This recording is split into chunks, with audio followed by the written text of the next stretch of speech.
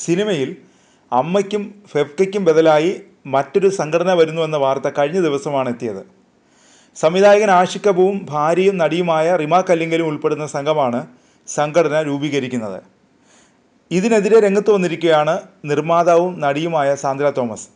പുതിയ സംഘടനയിലേക്കുള്ള ക്ഷണം സാന്ദ്ര തോമസ് നിരസിച്ചു. പ്രൊഡ്യൂസേഴ്സ് അസോസിയേഷനിൽ തന്നെ തുടരുമെന്നാണ് സാന്ദ്ര പറയുന്നത്. ആഷിഖ് കപൂറും റിമ കല്ലിങ്കലും ചേർന്ന് ഇടത് സംഘടന രൂപീകരിക്കാനായിരുന്നു ആദ്യം നീക്കം നടത്തിയതെന്നാണ് പുറത്തുവരുന്ന വിവരം. ഇതോടെയാണ് സാന്ദ്ര ഉടക്കുമായി രംഗത്തെത്തിയിരിക്കുന്നത്. പുതിയ സംഘടന ആരംഭിച്ചതിന് പിന്നാലെ ഭാരവാഹികളിൽ നിന്നും തനിക്ക് കത്ത് ലഭിച്ചിരുന്നുവെന്ന് സാന്ദ്ര തോമസ് പറഞ്ഞു. പ്രൊഡ്യൂസേഴ്സ് അസോസിയേഷനിൽ നിന്നുകൊണ്ട് പോരാടാനാണ് താൽപ്പര്യപ്പെടുന്നത്. അതിനാൽ തൽക്കാലം പുതിയ സംഘടനയിലേക്കില്ല. ഇക്കാര്യം നേതൃത്വത്തെ അറിയിച്ചിട്ടുണ്ടെന്നും സാന്ദ്ര തോമസ് വ്യക്തമാക്കി. പുതിയ സംസ്കാരം ലക്ഷ്യമിട്ടെന്ന പേരിൽ ആരംഭിച്ച സംഘടനയിൽ ഇടത് അനുകൂലികളായ നിർമ്മാതാക്കളെ മാത്രം ഉൾപ്പെടുത്താനായിരുന്നു ആദ്യ തീരുമാനം എന്നാണ് വിവരം. എന്നാൽ പിന്നീട് ഫെഫ്കയ്ക്ക് ബദലായുള്ള തൊഴിലാളി സംഘടനയാക്കുകയായിരുന്നു. Vision for a progressive Malayalam film producers association എന്നാണ് പുതിയ സംഘടനയുടെ പേരെന്നാണ് നിലവിലെ വിവരം. ഈ പേരിലുള്ള തലക്കെട്ട് നൽകിയ കത്താണ് നിർമ്മാതാക്കൾക്ക് നൽകിയിട്ടുള്ളത്.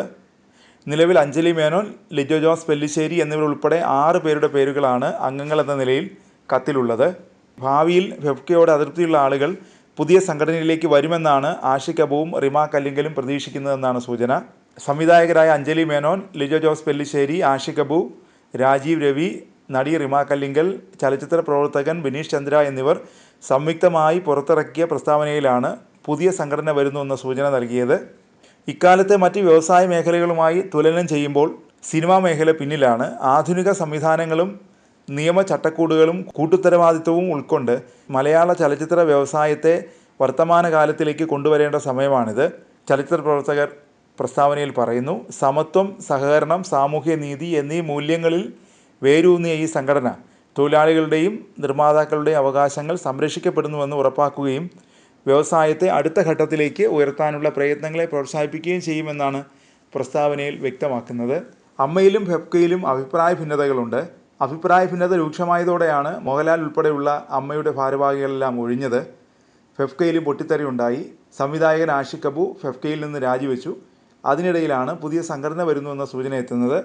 മലയാള സിനിമയിൽ മാറ്റത്തിൻ്റെ കാറ്റ് വീശാൻ തുടങ്ങുകയാണോ?